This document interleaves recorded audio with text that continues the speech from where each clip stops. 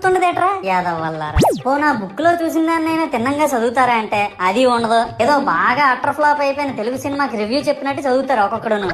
ఇంకా తర్వాత 9 రాత్రుల పాటు నాకు ఎన్ని సినిమాలు చూపించాలో అన్ని సినిమాలు చూపిస్తారా.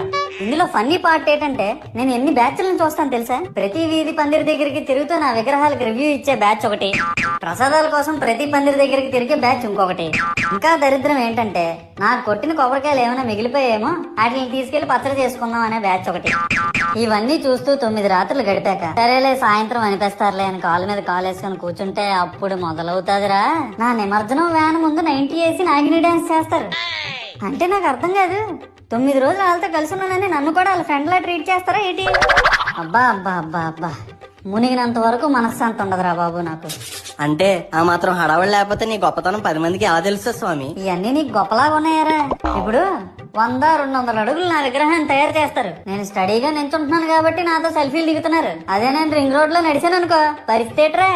చూడు మహేష్, పిడికిడంత పసుపు ముద్దలో నేనున్నానని భావించి మనస్ఫూర్తిగా దండం పెట్టుకో చాలు. ప్రతి సంవత్సరం పెరగాల్సిందే నా విగ్రహాల యొక్క పొడవు కాదు, మానవుని యొక్క బుద్ధి.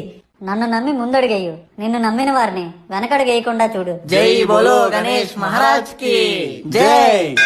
సర్లే గాని ముందు